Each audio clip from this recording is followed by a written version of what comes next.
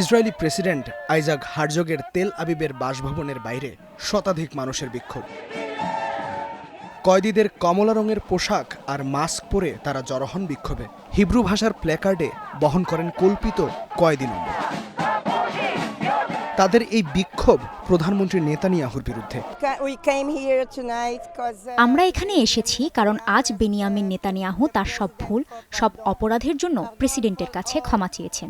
আমরা প্রেসিডেন্টকে বলতে এসেছি যে আমরা হানি না, অর্থাৎ কোনো ক্ষমা গ্রহণ করছি না, কারণ তিনি দোষী। কিন্তু কোনো দায় স্বীকার না করেই, জনগণের কাছে তার ঋণ শোধ না করেই তিনি ক্ষমা পেতে চান।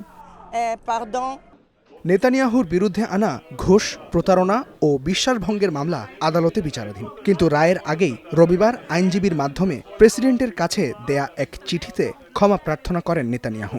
এই ফৌজদারি মামলা তার প্রধানমন্ত্রীর কাজে বাধা সৃষ্টি করছে এবং ক্ষমা করা হলে সেটি ইসরায়েলের জন্য ভালো হবে বলে চিঠিতে উল্লেখ করেন কট্টরপন্থী এই ইহুদি নেতা। তবে তেল আবিবের নেতানিয়াহু বিরোধী নাগরিকেরা বলছেন তিনি যা চাইছেন তা কোনো ক্ষমা নয়। তিনি চাইছেন তার বিচারটি যেন বাতিল করা হয়। তারা বলছেন এমন ক্ষমার নজির ইসরায়েলে নেই। তারপরও রাষ্ট্রপতি যদি তার ক্ষমতা বলে নেতানিয়াহুকে ক্ষমা করেন তবে সেটি ইসরায়েলের রাজনীতিকে প্রভাবিত করবে। তিনি যদি দেশের প্রধানমন্ত্রী হওয়া ও আদালতে হাজিরা দেওয়া সামলাতে না পারেন, তাহলে তার প্রধানমন্ত্রী পদ থেকে পদত্যাগ করা উচিত। তাকে পদত্যাগ করতে এবং বিচার শেষ হতে দেখলে আমি খুবই খুশি হব। তিনি যদি দোষী সাব্যস্ত হন তবে ক্ষমার আবেদন করতে পারেন, কিন্তু দোষ স্বীকার করবেন না, পদ হারাবেন না, শুধু ক্ষমা চাইবেন, এটা হতে পারে না।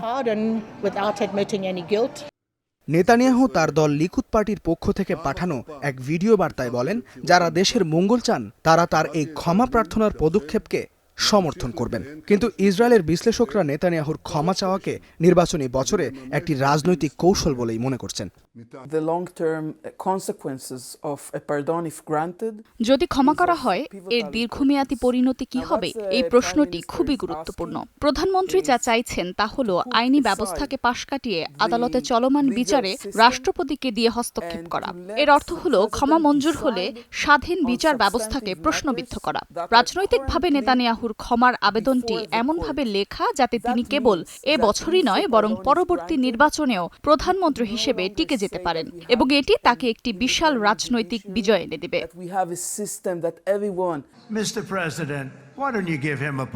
এই বিশ্লেষকের মতে মার্কিন প্রেসিডেন্ট ডোনাল্ড ট্রাম্প যদি নেতানিয়াহুকে ক্ষমার জন্য ইসরায়েলের রাষ্ট্রপতিকে চাপ দেন তবে জনগণের উচিত হবে সেটি প্রতিরোধ করা। কারণ হারজগ যদি নেতানিয়াহুকে ক্ষমা করেন তবে দেশের রাজনৈতিক ক্ষেত্র ও বিচার ব্যবস্থার স্বাধীনতার মধ্যেও কোনো সীমা থাকবে না, আর তা হবে অত্যন্ত ভয়াবহ।